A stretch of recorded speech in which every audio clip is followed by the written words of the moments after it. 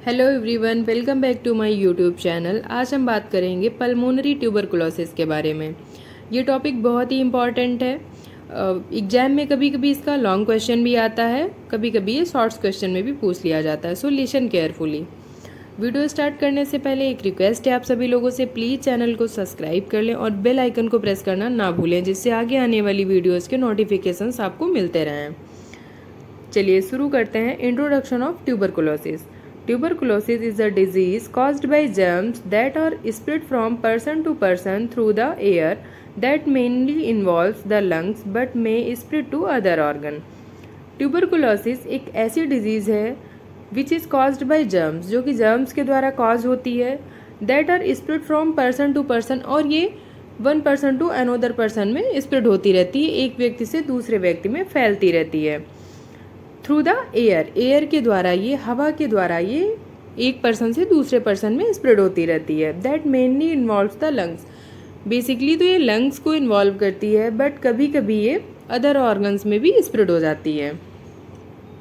Definition of tuberculosis. Pulmonary tuberculosis is a contagious bacterial infection disease that attacks lungs, but it can also affect other parts of the body such as the brain, the kidney और the spine. Contagious यानी कि one person to another person में spread होने वाले disease, जो एक व्यक्ति से दूसरे व्यक्ति में फैल रही हो, ऐसी डिजीज को कंटेजियस डिजीज कहते हैं। तो ट्यूबरकुलोसिस जो है वो एक कंटेजियस बैक्टीरियल इन्फेक्शन डिजीज है जो कि लंग्स में अटैक करती है, बट ये कभी कभी बॉडी के अदर पार्ट्स में भी अटैक करती है, जैसे कि ब्रेन, किडनी और स्पाइन में। इन पार्ट्स को भी कभी कभी ये अफेक्ट करती है। An infectious bacterial disease characterized by the growth of nodules tubercles in the tissues specially the lungs. ये एक इन्फेक्टियस बैक्टीरियल इन्फेक्शन है जो कि कैसे कैरेक्टराइज्ड होता है? Growth of nodules. Basically lungs में जो टिश्यूज़ होते हैं उनमें नोडुल्स की ग्रोथ हो जाती है, वहाँ पर नोडुल्स बन जाते हैं जिन्हें हम ट्यूबरकल्स के नाम से जानते हैं। लंग्स के जो टिश्यूज़ होते हैं वहाँ पर नोडुल्स की ग्रोथ हो जाती है और उसे हम क्या कहते हैं? ट्यूबरकल्स कहते हैं। क्लियर है? नेक्स्ट हम बात करते हैं इटियोलॉजी यानी कि कॉजेस के बारे में। इसका मेन कॉज क्या है? Pulmonary tuberculosis is caused by Mycobacterium tuberculosis. ये बहुत ही इम्पॉर्टेंट है, एग्जाम में भी ये पूछ लिया जाता है। तो pulmonary tuberculosis is caused by Mycobacterium tuberculosis के द्वारा ये कॉज होती है। सेकेंड क्या है? बाई एयर ड्रॉपलेट, और ये कभी कभी एयर ड्रॉपलेट से, यानी किसी एक पर्सन को है वो कफिंग या स्नीजिंग कर रहा है तो उससे ये दूसरे पर्सन में भी स्प्रेड हो जाती है। थर्ड है by close contact with infected person, या कोई ऐसा पर्सन है जो इन्फेक्टेड है ट्यूबरकुलोसिस से और उसके क्लोज कॉन्टैक्ट में कोई अगर दूसरा पर्सन है तो उसे भी ये स्प्रेड हो सकती है, बहुत ही ईजी स्प्रेड हो जाती है। नेक्स्ट हम बात करते हैं रिस्क फैक्टर के बारे में। रिस्क फैक्टर में फर्स्ट है माल न्यूट्रिशन, यानी कि माल नरिस्ड पर्सन जो होगा, जिसका न्यूट्रिशनल लेवल जो है वो बहुत ही लो होगा यानी कि कम होगा, उसे ये बहुत ही आसानी से फैल सकती है। एक्सेसिव अल्कोहल एडिक्शन, अगर कोई पर्सन बहुत ज़्यादा मात्रा में अल्कोहल का यूज कर रहा है तो उसे भी ये आसानी से फैल जाती है। नेक्स्ट है immuno suppressive clients. Immuno suppressive client यानी कि जिस पर्सन का इम्यून सिस्टम बहुत ही वीक होगा उसे भी ये ईजी स्प्रेड हो जाती है। नेक्स्ट है चिल्ड्रन अंडर 5 ईयर से, 5 साल से, जो 5 साल या 5 साल से कम ईयर्स के जो बच्चे होते हैं उनमें भी ये ईजी से स्प्रेड हो सकती है क्योंकि उनका इम्यून सिस्टम बहुत ही वीक होता है। स्मोकिंग के थ्रू भी ये स्प्रेड हो जाती है। एंड हेल्थ केयर वर्कर्स, जो हेल्थ केयर वर्कर्स होते हैं लाइक टीबी के वार्ड में उनकी ड्यूटी है, या वो ऐसे पर्सन्स के कांटेक्ट में रह रहे हैं, उनके सराउंडिंग्स में ड्यूटी कर रहे हैं, तो उन्हें भी ये फैल सकती है।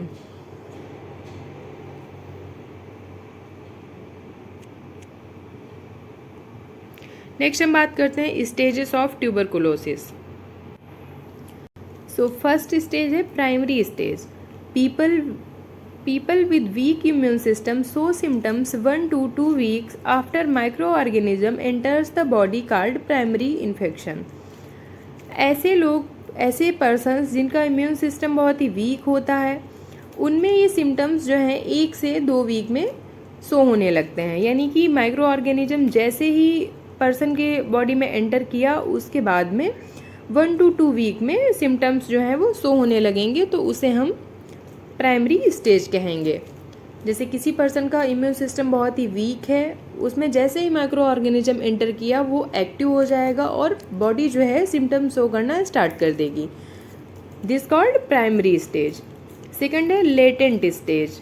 Bacteria may also be absorbed by macrophages और WBC and such bacteria can persistent inside the macrophages and remain dormant for years. No symptoms and not communicable.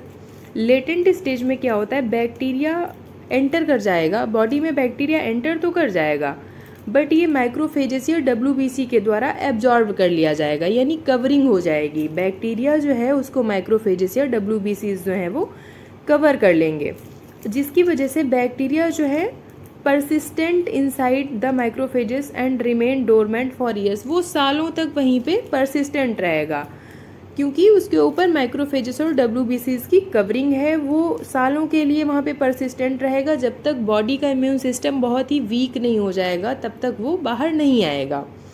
और इस स्टेज में जो है कोई भी सिम्टम शो नहीं होगा और ना ही किसी पर्सन से किसी और पर्सन में ये स्प्रेड होगा, क्योंकि बैक्टीरिया जो है वो माइक्रोफेजेस और WBC के द्वारा कवर्ड है। इस वजह से वो किसी अन्य पर्सन में स्प्रेड भी नहीं होगा, यानी कि कम्युनिकेबल नहीं होगा। नेक्स्ट है active stage. When ever immune system weaken bacteria will multiply and make you sick, so symptoms and communicable. Next क्या होगा, जब इम्यून सिस्टम पर्सन का इम्यून सिस्टम बहुत ही वीक हो जाएगा तो बैक्टीरिया बाहर आ जाएगा और वो मल्टीप्लाई होना स्टार्ट कर देगा। जब बैक्टीरिया मल्टीप्लाई होना स्टार्ट कर देगा तो वो पर्सन को सिक करेगा, देन वो सिम्टम्स भी शो करेगा और वो कम्युनिकेबल भी होगा। उस टाइम पर जब वो मल्टीप्लाई कर रहा है, पर्सन को सिक कर रहा है, सिम्टम्स शो हो रहे हैं, उस टाइम पर वो 1 पर्सन टू अनोदर पर्सन में स्प्रेड भी होने लग जाएगा। क्लियर है? नेक्स्ट हम बात करते हैं पैथोफिजियोलॉजी की। पैथोफिजियोलॉजी थोड़ी सी लॉन्ग है, तो थोड़ा सा ध्यान दीजिएगा आप लोग। Due to any cause droplet nuclei, यानी किसी भी कॉज से बैक्टीरिया जो है वो एंटर कर रहा है, ड्रॉपलेट से मान लीजिए एंटर कर रहा है यहाँ पर, तो bacteria transmit to alveoli. Bacteria ने एंटर किया, फिर वो क्या करेगा, ट्रांसमिट टू एल्वेलाई। एल्वेलाई में वो लंग्स की एल्वेलाई में वो ट्रांसमिट कर जाएगा। देन डिपॉजिट एंड मल्टीप्लाई, और वो वहाँ पर डिपॉजिट हो जाएगा, इकट्ठा हो जाएगा और वो मल्टीप्लाई करना स्टार्ट कर देगा। Next body immune system stimulate. जैसे ही बैक्टीरिया एल्वोलाई में ट्रांसमिट करेगा और वहाँ पर मल्टीप्लाई करना स्टार्ट करेगा तो क्या होगा, बॉडी के इम्यून सिस्टम को सिग्नल जाएगा और वो स्टिमुलेट हो जाएगा, यानी कि एक्टिव मोड में आ जाएगा। देन वो वहाँ पर माइक्रोफेजेस को भेज देगा। Microphages come and destroy many bacteria and normal tissue. जब माइक्रोफेजेस वहाँ पर जाएगा तो माइक्रोफेजेस और बैक्टीरिया के बीच में फाइट होने लगेगी। माइक्रोफेजेस क्या करेगा, बैक्टीरिया को डिस्ट्रॉय करने लगेगा। जब बैक्टीरिया को डिस्ट्रॉय करेगा तो बैक्टीरिया के साथ साथ में कुछ नॉर्मल टिश्यूज़ भी डिस्ट्रॉय होने लगेंगे, जिन्हें हम क्या कहेंगे, dead bacilli and live masses. जो बैक्टीरिया डेड हो रहा है उसे हम क्या बोलेंगे, डेड बैसिलाई, एंड जो नॉर्मल टिश्यूज़ हैं वो डेड हो रहे हैं उन्हें हम क्या बोलेंगे, लाइव मासीज। तो dead bacilli and live masses surround by macrophages, और माइक्रोफेजेस क्या करेगा, उनको सराउंड कर लेगा। जो डेड बैसिलाई और लाइव मासीज होंगी उनको माइक्रोफेजेस सराउंड कर लेगा। देन क्या होगा, नेक्रोसिस डीजनरेशन होने लगेगा। नेक्रोसिस डीजनरेशन कब होता है, जब टिश्यूज़ और सेल्स की डेथ होने लगती है। तो टिश्यू और सेल्स की यहाँ पर डेथ होने लगेगी, इसकी वजह से नेक्रोसिस होने लगेगा। जब नेक्रोसिस होगा तो प्रोडक्शन ऑफ कैविटी का प्रोडक्शन हो जाएगा, यानी ब्लैंक स्पेस का प्रोडक्शन होने लगेगा। और वो क्या होगा, filled with cheese like masses of bacilli, dead WBC and necrotic tissue. जो ब्लैंक स्पेस होगा यानी कि कैविटी होगी, वो चीज़ लाइक मासेस ऑफ बैसिलाई, जो बैसिलाई थी, डेड WBCs थी और नेक्रोटिक टिश्यूज़ थे, उनसे वो फिल्ड होने लगेगा। और इस सारे प्रोसेस को हम क्या बोलेंगे, पल्मोनरी ट्यूबरकुलोसिस बोलेंगे। ये सारा जो प्रोसेस हो रहा है इसको हम क्या बोलेंगे, पल्मोनरी ट्यूबरकुलोसिस बोलेंगे। ठीक है, चलिए नेक्स्ट हम बात करते हैं क्लिनिकल मैनिफेस्टेशन के बारे में, यानी कि साइन एंड सिम्टम्स के बारे में, क्या क्या सिम्टम्स होंगे। लॉन्ग टर्म कफ होगा, यानी 2 वीक या 3 वीक, मोर देन 2 या 3 वीक कफिंग होगी। ब्लड इन द कफ, कफ में ब्लड भी दिखाई देगा। चेस्ट पेन होगा, ब्रीदिंग डिफ़िकल्टी होगी, पेशेंट को सांस लेने में प्रॉब्लम होगी। वेट लॉस होने लगेगा, लॉस ऑफ एपेटाइट होगी, पेशेंट को भूख नहीं लगेगी बिल्कुल भी। फटीग होगा, वो बहुत जल्दी टायर्ड फील करेगा। फीवर विद चिल्स, पेशेंट को फीवर भी आएगा और कभी कभी ठंड भी महसूस होगी, सर्दी भी महसूस होगी। नेक्स्ट है प्रोडक्शन ऑफ कफ, कफ का प्रोडक्शन होगा बहुत ज़्यादा। Irregular menstrual cycle in females, अगर फीमेल कोई सफ़र कर रही है ट्यूबरकुलोसिस से तो उसका मेंस्ट्रुअल साइकिल जो है वो इरेगुलर हो जाएगा। नेक्स्ट है नाइट स्वेट, नाइट में स्वेटिंग होगी। नेक्स्ट है हीमोप्टाइसिस, हीमोप्टाइसिस यानी कि पेशेंट को बहुत ज़्यादा कफिंग होगी और कफिंग के साथ में ब्लड आएगा और ब्लड में स्मॉल अमाउंट में स्पुटम भी देखने को मिलेगा। हीमोप्टाइसिस यानी कि blood with small amount of sputum. Next है प्लूराइटिक पेन, प्लूराइटिक पेन होगा बिकॉज ऑफ बैक्टीरिया की वजह से, इन्फेक्शन की वजह से लंग्स की बोथ साइड वॉल्स में स्वेलिंग्स आ जाएगी और इसकी वजह से फ्रिक्शन होगा जिससे कि प्लूराइटिक पेन होगा। नेक्स्ट है चेस्ट टाइटनेस होगी, पेशेंट को चेस्ट जो है वो टाइटनेस फील होगी, चेस्ट में टाइटनेस फील होगी। नेक्स्ट हम बात करते हैं डायग्नोस्टिक इवैल्यूएशन के बारे में। पेशेंट को हम किस तरह डायग्नोस कर सकते हैं। सबसे पहले तो हिस्ट्री कलेक्शन लेंगे कि पेशेंट के घर में तो किसी को ये प्रॉब्लम नहीं है या फिर पेशेंट किसी ऐसे पर्सन के कांटेक्ट में तो नहीं आया है जिसे पहले से ट्यूबरकुलोसिस था। पेशेंट की प्रॉपर हिस्ट्री लेंगे, देन फिजिकल एग्जामिनेशन करेंगे कि क्या क्या सिम्टम्स शो हो रहे हैं पेशेंट में। देन हम चेस्ट एक्सरे करा सकते हैं बिकॉज नोड्यूलर जो पैचेस होंगे वो चेस्ट एक्सरे में दिखाई देते हैं, जो नोड्यूलर पैचेस होते हैं वो हम चेस्ट एक्सरे में देख सकते हैं। नेक्स्ट हम स्पुटम टेस्ट कराएंगे। स्पुटम टेस्ट हम इसलिए करते हैं बिकॉज उसमें एसिड फास्ट बेसिलाई देखने को मिल जाता है जिससे हमें पता चल जाता है।